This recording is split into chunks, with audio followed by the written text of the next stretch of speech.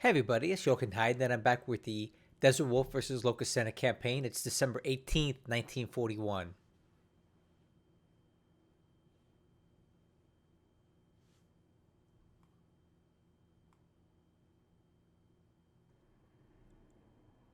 Well, here we go, bombarding Midway. I'm pretty sure there's something happening here. We got KB hanging out, we got battleships bombarding. I think we have an invasion of Midway underway. Let's find out.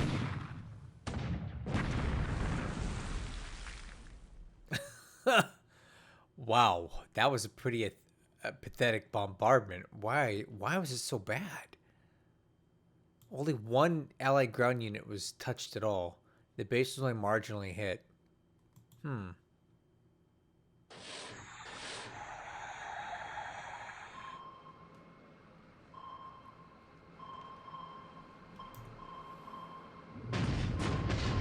Alright.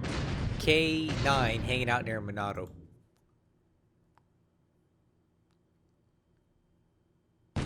This is another... Okay, these are troops landing. Alright, here we go. I'm going to run this. I think the coastal guns at Midway are going to damage a lot of ships here. Or they don't damage anything. Okay. Apparently that bombardment was very effective at suppressing the coastal guns because nothing got hit.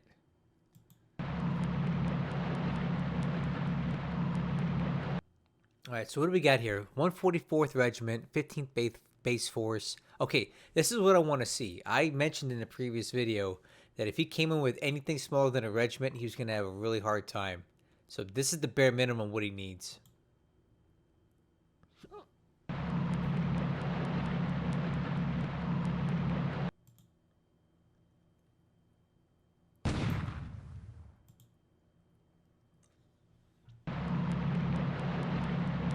Okay, just grabbing bases right now. A lot of dot bases.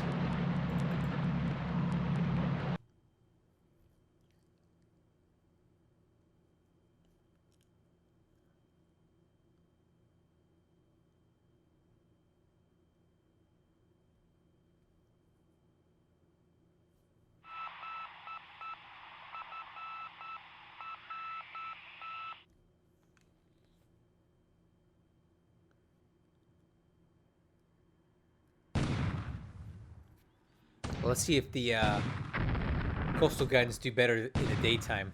Hopefully they've had a chance to... Oh, there we go. They've had a chance to recover some disruption. Let's see how many ships get hit by these things. Yeah, 7-inch coastal gun, man. What? Come on. That's hardly any damage. I wish I could be that lucky. Jeez. He seems to be getting off rather well at Midway.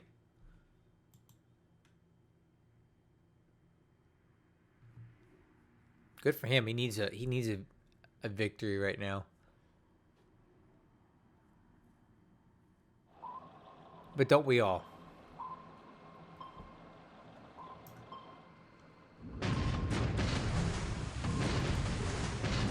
Ooh, what's this? Oh. These are light cruisers. These are Brooklyn class. Light cruisers that are probably coming in from Pearl Harbor. These things are dead. I mean, dead. I don't even think we need to sit here and watch this. This is going to be a complete slaughter fest here. Oh, wow! Victoria actually takes an American torpedo. You don't see that too often in the early stages of the war.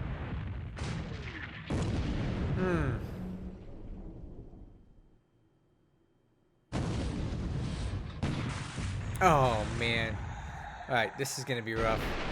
Say goodnight to these ships. They're all dead. These Brooklyns are like machine guns.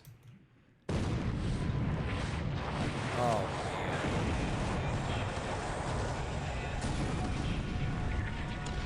Oh, wow.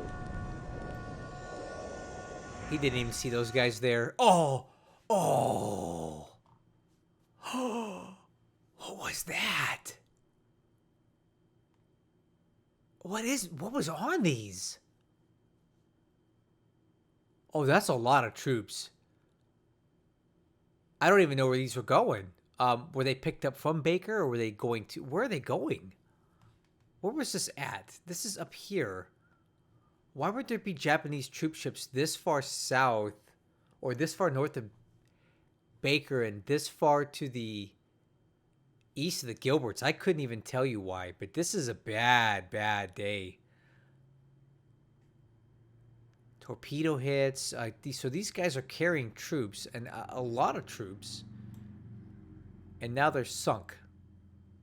Why? Why were they here? Why were they not being escorted better? This is... Oh, I don't like this.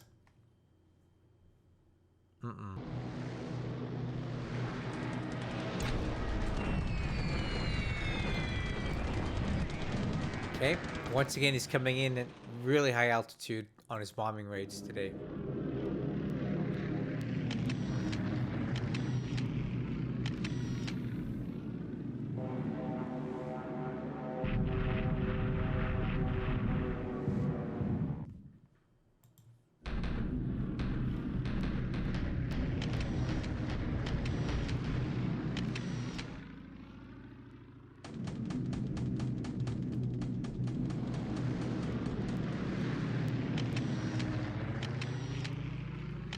These little pinprick raids on Winch are not enough. No way. They're not going to do anything to stop the forts right now.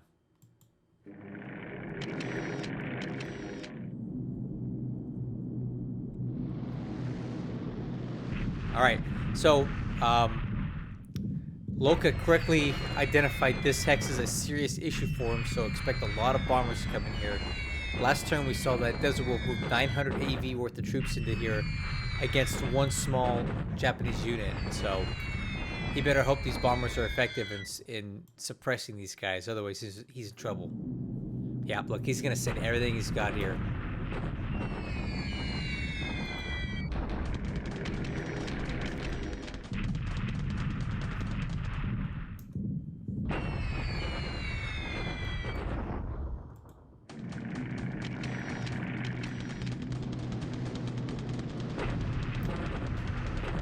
He's hoping and praying that his bombers can break these guys up enough. Uh-oh. Oh, dang. Oh, my God. Ooh. Look at all these fighters. What the heck is this?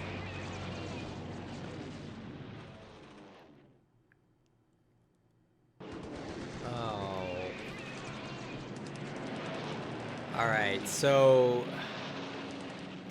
let me explain what's going on here. Now, there's a possibility that this is an honest oversight, but what I think is happening here is, since there's no rules, there's no house rules, Desert Wolf intentionally put his fighters to fly training missions, and so when you do that, and this is a lot of times, people house rule this out, right?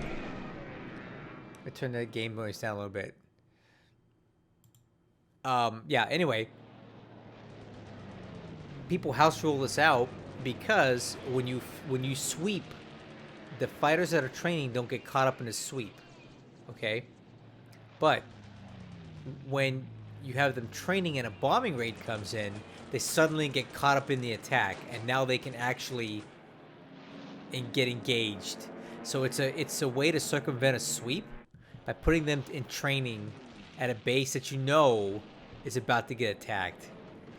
Like I said, a lot of people put rules in here for that, but these guys have no rules, so if that's what you want to do, you can do it. Now, I don't know for certain that that's what Desert Wolf's plan was, but it's hard to imagine all of these aircraft just happen to be in training just enough to dodge a sweep to suddenly be able to defend this bombing raid. Let's see what happens with it now. Well, looks like they still managed to get through.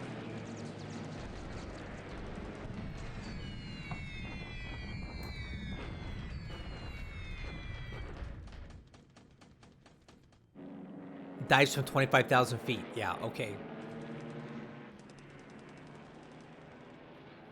It looks like this was an intentional move by Desert Wolf to circumvent a sweep. Because you don't ever set your aircraft to train at 25,000 feet. Never.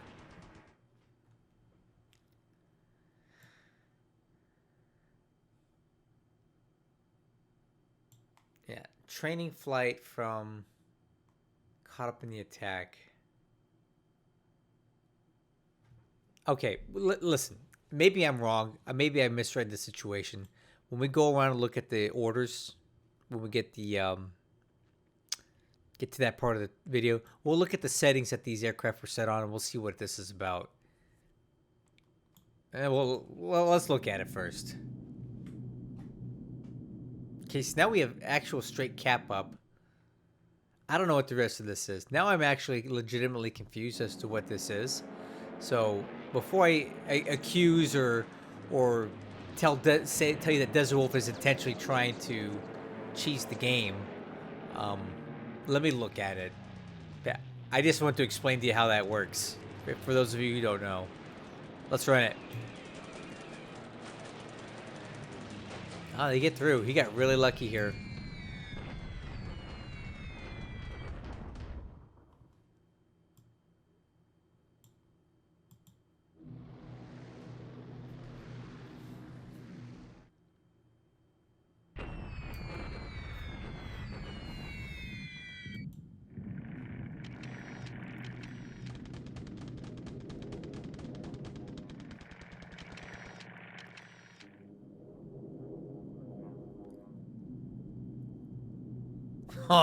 Oh man. Come on, man. Ugh.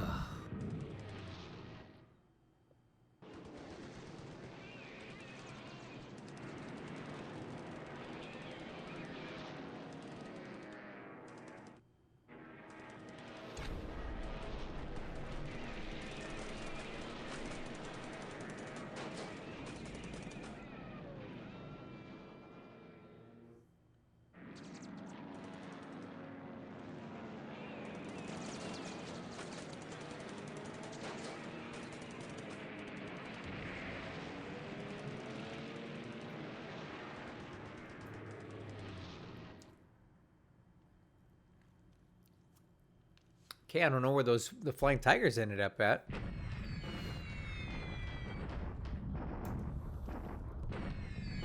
I wonder what this is about.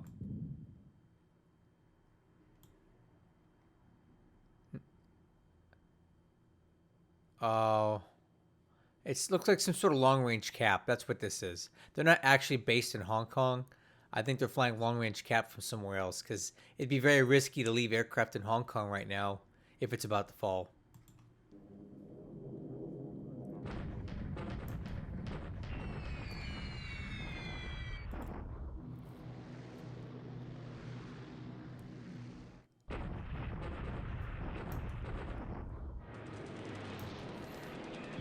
Yeah, I'm not sure what's going on with these, with this.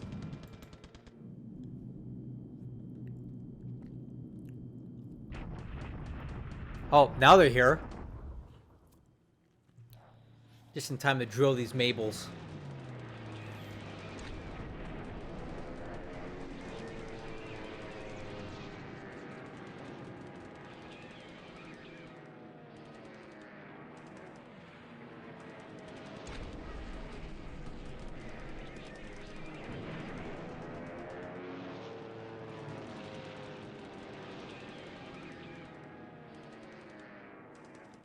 Yeah, I don't like losing Mabel squadrons. There's not enough training at IJN training squadrons as it is.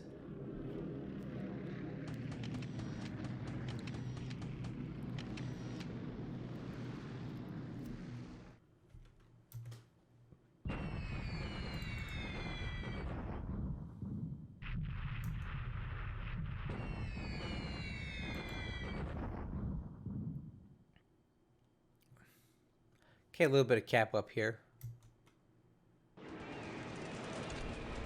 So now the Allied bombers are attacking these guys. Didn't really get much done there.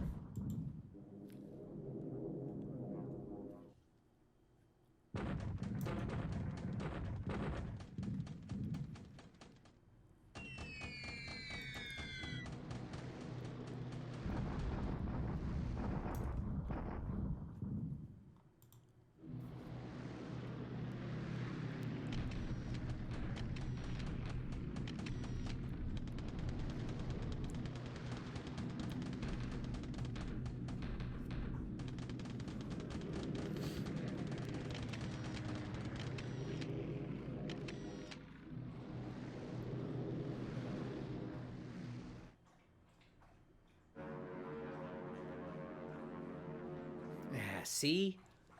See how there's no cap? Because it's a sweep, right?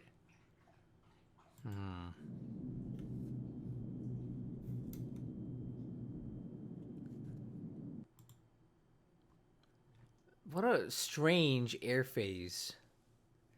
I really want to look at the settings of the aircraft in Singapore.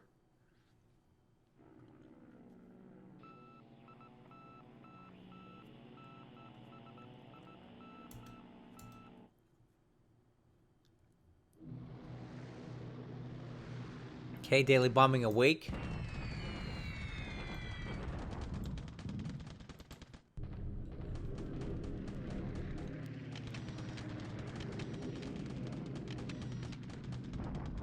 Yeah, see now the aircraft aren't here. Now I'm confused. We're gonna really have to look at it.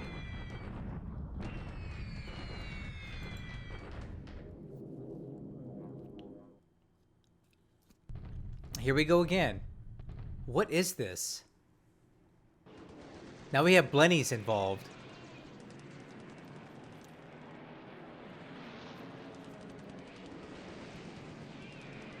I'm telling you, I think these guys are set on intentional training.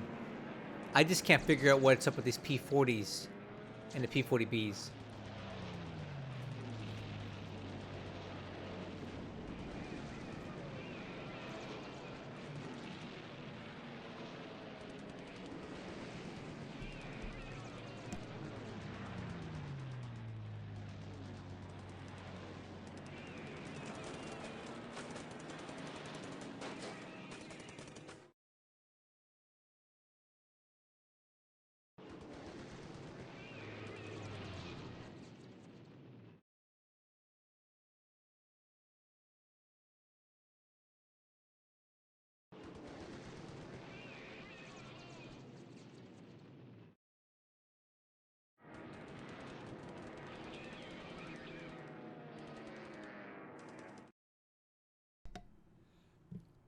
Yeah, I'm not figuring. I can't figure out what's going on with those fighters here.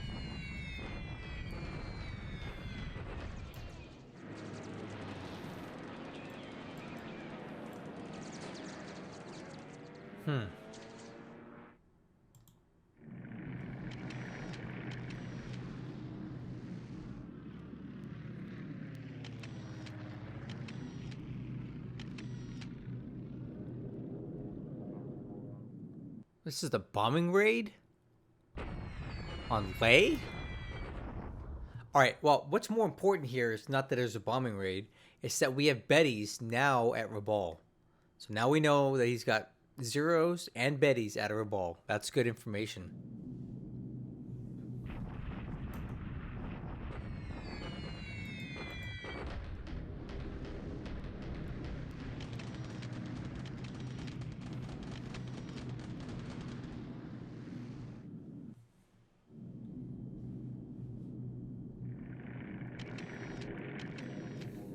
Alright. We'll definitely look at Singapore when we go around the map. Let's see what we get for land combat. I'm not sure if Midway triggers an automatic shock attack or not. I don't recall if it's an ATOL. I think it is, actually. Oh, dang it. I hate that for him. The Kiyokawa Maru is one of your AVs. It's a good one, too. I think I lost mine to Helson in the Dutch East Indies, or somewhere near there. That sucks, man.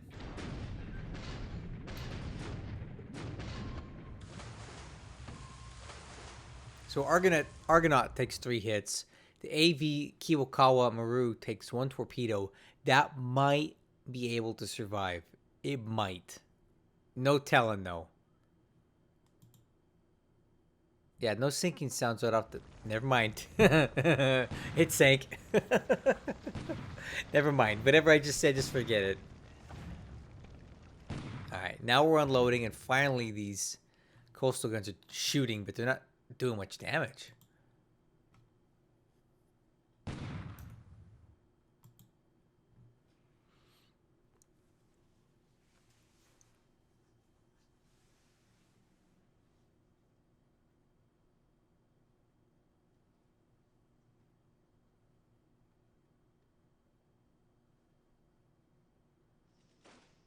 Okay, deliberate attack in Manila. I'm not even going to say anything because I'll probably be wrong. Okay, I'll tell you anyway. I think he might take it. We'll see though. I don't really know. Let's find out. Wow, no he didn't. That's why I need to stop predicting these things. That's the, what, the 3rd day now that Manila is held out. Now, I think they're kind of on their last legs, though. If you look at the AV, he lost about 80 there to 1. Well, the fort level 0 is not helping anybody. He may need to rest these guys. They might be getting tired. Either way, though, the attrition is working in the Japanese favor.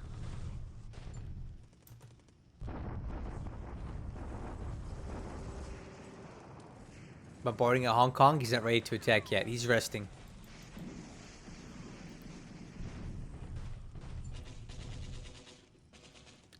The old Tanaka cadets heading down the road here.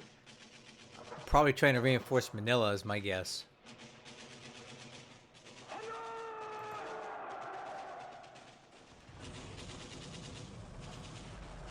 Okay, we're trying for Temelo again. Let's see if we can get it this time. Doesn't look like it.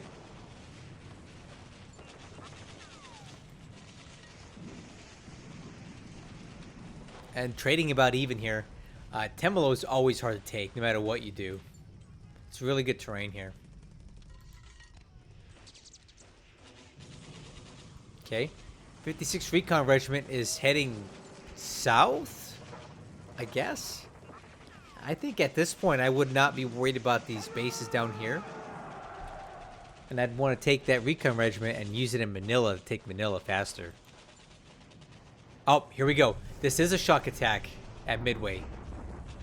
Yeah, I guess it's an ATOL, so it's an automatic shock attack. It ain't looking too good.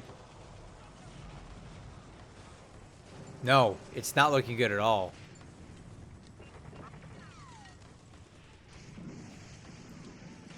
Oh, no.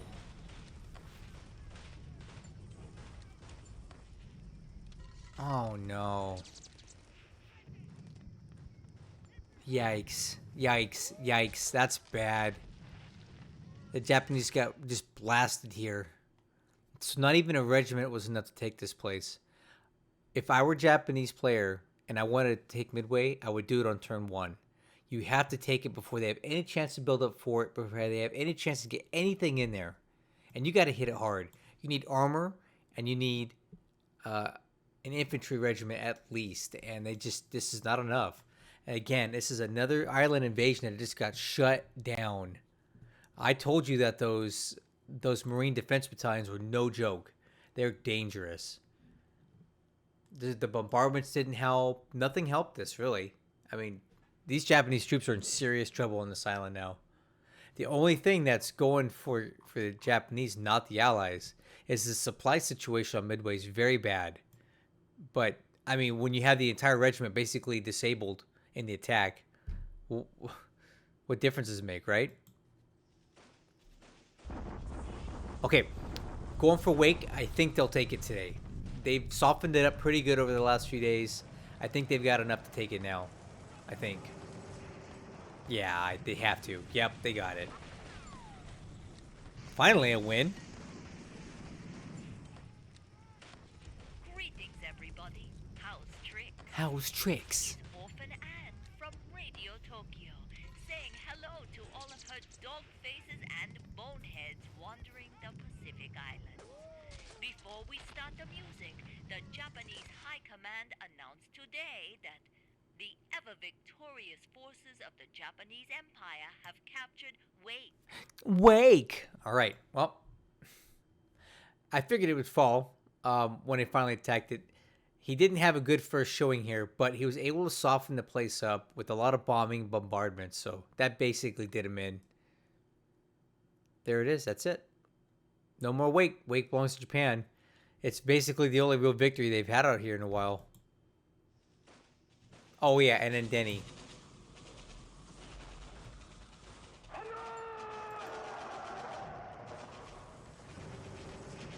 I'm going to blow through these bases pretty quick here.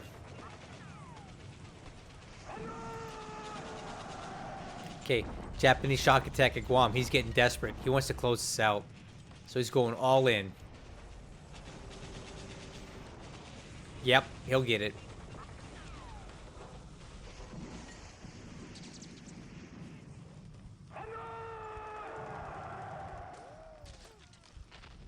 Cool. And the Japanese take Guam. Another victory that they desperately needed right now.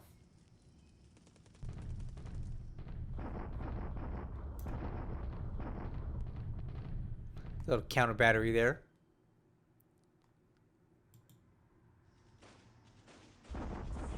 Oh. Allied shock attack, but they're shock attacking into a full Japanese division. That's a bigger unit than what I thought he had here. I think he'll hold it. I think.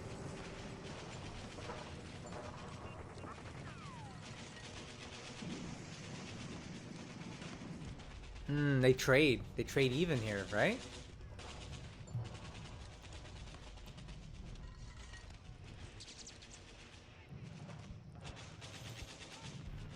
All right. So the casualties are about even. But this division took a lot of disablements.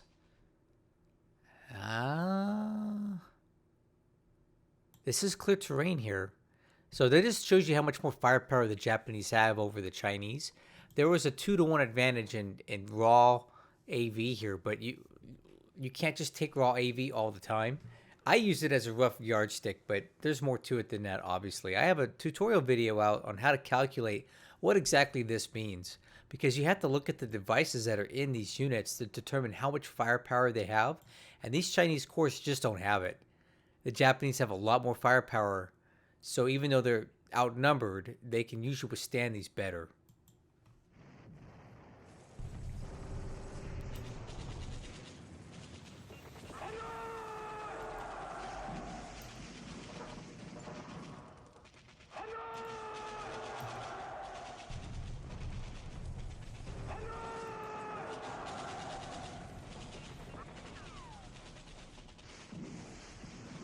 Ooh, Singapore, fort size 3. Good luck. Wenchao, fort size 2. Not good. Yeah, Singapore size 3. Forts, that's a problem.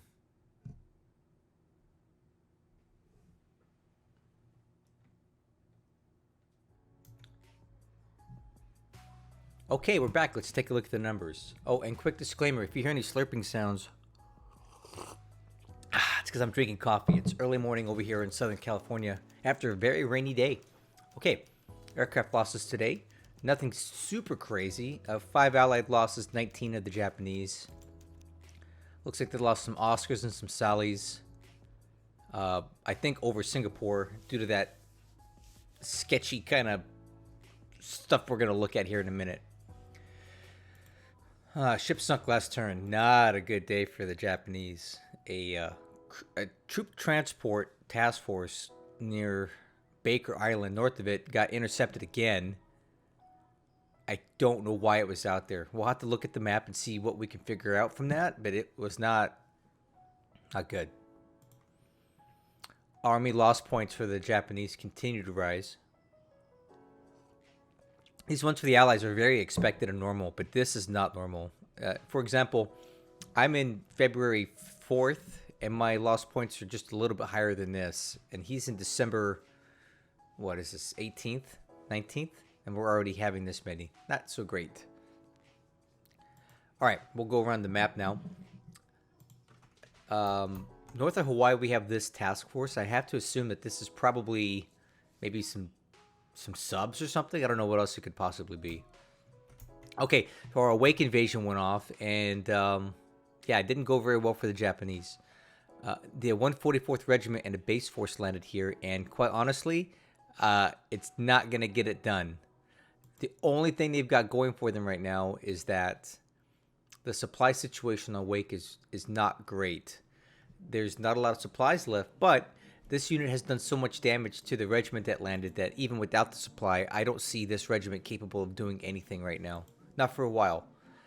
The other issue is, unlike Wake, which is over here, Midway is quite a bit closer to Pearl. So if he wants to, once Kido Butai leaves, if he wants to come out of here and do something with Midway, it's not hard to get there. I don't see this regiment being able to do anything else in the time that Kido Butai can stay here. So this is not a good outcome for Loka or the Japanese at all. And these guys are pretty disrupted, but still capable of fighting. We'll see how this goes, but not looking good. Okay. Right around this area is where that cruiser task force was, or that troop transport was intercepted. I have no idea where they were trying to go. Maybe to Johnston, maybe to Palmyra. I'm not entirely sure, but he got completely ambushed there. We see these guys too moving west, so moving west, right? But we have a destroyer minesweeper here, and we also have these guys positioned to potentially intercept this. And Loka is also making a lot of moves in the Gilberts right now. And with all of this firepower around here, it's going to be very dangerous for him. All right. Let's take a look at China. Looks like the Japanese have gotten back into Xinjiang, and they should be able to open this up. Next turn is my guess. These guys here kind of got a bit overextended, and they did not have a good result in this hex. And that's okay. But now they're kind of getting surrounded here.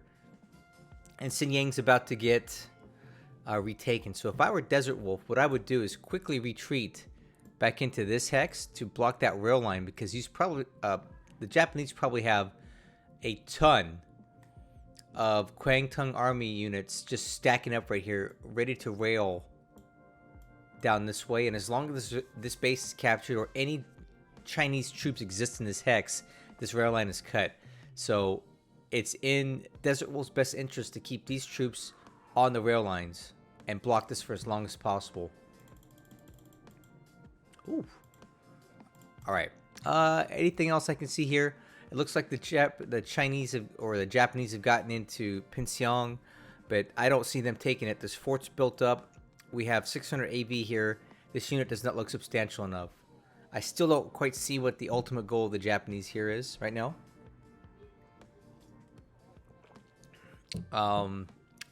Some moves down here, but not enough to take Wenchao right now. Wenchao continuing to build forts. You heard me last video talk about Fortress Wenchao. This is a mistake by the... Oh, you know what? No more music. No more ads. I'm done with it for now. You just can't listen to my voice. Looks like he's sending reinforcements to Hong Kong too here. I think I lost my train of thought. Anyway, I don't see the overall strategy of the Japanese in China right now. I need to see more, but I'm not... Look at it. Nanyang is completely undefended now. He's given it up completely, but we have no Japanese troops here. There should be tanks in Nanyang by now. I don't know where they're at. I don't get it. Anyway, Moving on. Oh, I just noticed this. Look at this.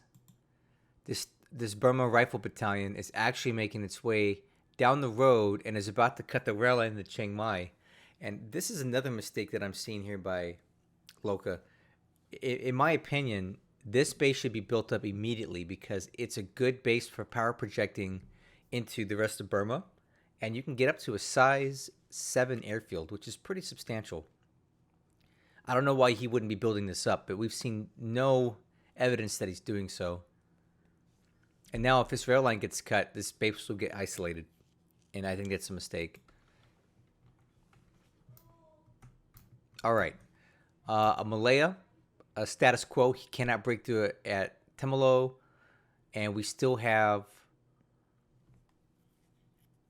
Allied troops blocking the rail line. So both sets of rail lines that get down the Johor Bahru are blocked still, which means this huge bulk of troops at Kota cannot get down here to reinforce Johor to make the push into Singapore. And even if they did, I don't know that he brought enough to do this anytime soon. Okay. We have 1,000 AV in Singapore. We just hit size 3 forts. This is probably worst case scenario for the Allies right now. Or not the Allies, the Japanese. Yeah, it's not good. Some activity out here in the Dutch East Indies. We have, oh, look at this. Mini KB is here, all right. And we have another carrier task force here moving southwest. So we have these guys moving, I'm guessing, this way. And these guys, I'm guessing, moving this way.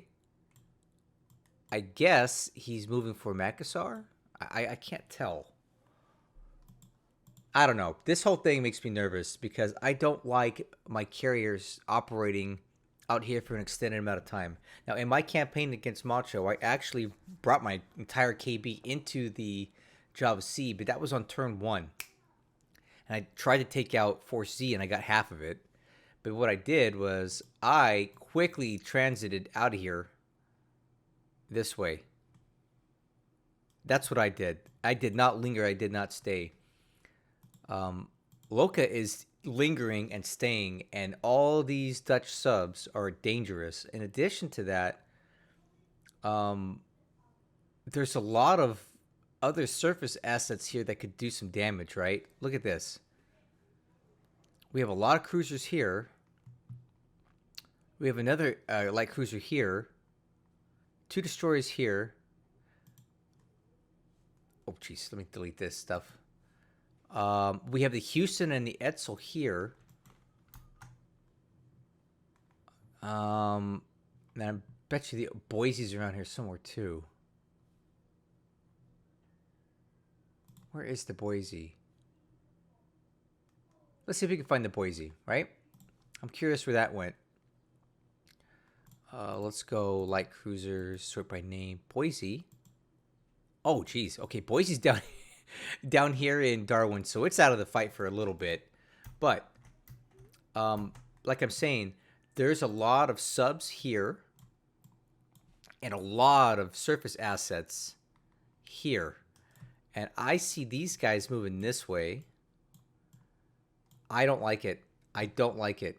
Now, in my campaigns, now granted, I'm not playing someone of Desert Wolf's caliber, but I come from the Desert Wolf school of land-based air. He taught me how to do this stuff in the Dutch East Indies, where I don't tend to use my carriers at the beginning stages of the conflict in this part of the Dutch East Indies because I'm worried about subs and ships interacting with my carriers. So I use land-based air almost exclusively out here so I don't risk the ships. And in 2 campaigns now, it's proven to be very effective. It was Desert Wolf that inspired me to do that, and I think it's a viable strategy for the Japanese. Moving the Kaga, which I'm assuming is here, and a bunch of light cruisers this way, light carriers rather, is dangerous, and I don't like it. And I feel like Loka's on a collision course for something bad out here. Babe, but what else is new? He's been on a collision course bad everywhere. Okay. Like looking in the Philippines, we had another failed attack at Manila, but we are not trading very good here. I think it's just a matter of time before he takes this place. Now, Clark, I have no idea what his plan is here. I mean, now there's not much to talk about. Okay. Let's get a quick look at the South Pacific over here near the Coral Sea and all that. We have the... Where did the Enterprise... Oh, okay, there we go. Enterprise just arrived in Townsville, which, again, whatever I'm going to click here does not show you anything, but my guess is that he's going to have to find a way to refuel these guys. So here's one thing you can do. You can take the Enterprise and do that, and then dock these guys, fully refuel these guys, right? So now the destroyers are good. Disband these, and let's see if we can get the Enterprise refueled. Watch this. Let's do this. Right click for ammo. No. Okay, left click, refueled. There we go. So that got about 88% of the fuel onto the Enterprise. That Townsville just doesn't have the port capacity to get this done in one turn. It ran out of ops points. But right off the bat there, you have, in essence, the entire Enterprise task force is rearmed and refueled. And he can do one of two things here. He can leave these guys in for a little bit to do some readiness repairs, right? Which is going to take forever because there's not a lot of naval support or port capacity to do that. Or he can say heck with the damage and just get right back in the field. Honestly, if I were him, I would just say the heck with it and re-up the entire Enterprise task force and send it back out with the damage as it exists, because who cares? This damage is superficial at most, and there's not really any major threats out here that can hurt him. If anything, I would like to see Desert Wolf kind of continue pressing on for Rabaul right now and maybe try to pull off a port strike here, or bait some of those Betty bombers that we saw the other day into attacking the Enterprise task force to attrit those bombers. There's no way that much cap that the Enterprise can put up right now won't be able to stop those things. I would risk it. And then you basically completely degrade the air power in Rabaul and you start running amok out here. That's what I would do, but Desert Wolf is smarter than me. I'm sure he's got a better plan. I didn't get a good look at what's on the Enterprise. Okay, now that I'm looking at it, maybe that's not a great idea. So what I'm seeing here is that Desert Wolf went fighter light and bomber heavy. He even left the Devastators aboard, which I probably would have left those behind and swapped them out for a Marine SBD unit that was at Pearl Harbor. But he said to heck with it, and he brought them all. So this isn't the most ideal package you would want on the Enterprise right now. But again, the overall air threats here are minimal, because all there is land-based air out of maybe Port Moresby and definitely Rabaul, but those are not very substantial. All right, we also have the Lexington Task Force, which is a lot more healthy, coming onto the scene. And if we look at these guys, they have more fighters aboard. So VMF 211 is extra. Okay. And then we also have the Brewsters from VF2. These guys are a little better configured to go after Rabaul, perhaps. Although the Devastators, again, are not ideal having these guys aboard, because there's just not much they can do. They're terrible aircraft. The range is low. The payload is not great. The torpedoes are crappy, and the aircraft are just slow. All right, let me take a quick look around to see if there's anything else that we can see out here. Pago. Oh yeah, Canton's just doing some damage control after that failed invasion there. Yeah, I think that's it. So I'll end this video by saying, if I were the Japanese, I'd be extremely nervous about this, because it is so isolated now. It's completely cut off from anything else Japanese that matters. So Noumea is in a precarious situation, and I would not be surprised if we saw this quickly counterattacked by the Allies within the next month or two, because I just don't see the Japanese being able to get down here and reinforce this anytime soon. So if I were Desert Wolf, I'd be looking for whatever, scrap up whatever forces I possibly can to pull off a landing here. And if I were gonna do it, I would probably go into Lafoa and cut New Caledonia in half. I don't know what he's got at Kumak. We don't know what he's got in Noumea. If you land here, you trap the forces on both sides. And when you go and press them in and take them out, there's nowhere for them to retreat to and they just die. So let's see what Desert Wolf comes up with this one. I'm going to end this video now. Thank you guys so much for watching. I hope you're enjoying this campaign. It is definitely wild. This is what happens when you have a super good allied player who's super aggressive on the defense from the start. I would not want to be playing this guy ever. He's too good. He's too much for me. I almost forgot to show you guys. Look at this. I knew it. Desert Wolf went full cheese this turn. He put all of his fighters, he put them all on training. Look at this. Look at the altitudes. You never train your aircraft at these altitudes. He did this on purpose to cap trap him and avoid the sweeps. This is 100% maximum cheese. But there's no rules here, so I think he's just trying to give old Loka a taste of his own medicine. Loka didn't want any rules, so this is what you get. Now, fortunately for Loka Senna, a lot of these guys did not engage, but if they'd had, it would have been a complete slaughter. So I'm pretty sure Desert Wolf won't make a habit of this because this is really kind of lame, and he knows it. I think he's just trying to make a point here. So, yes, I was right. He did do the training exploit, and yeah. Good job, man.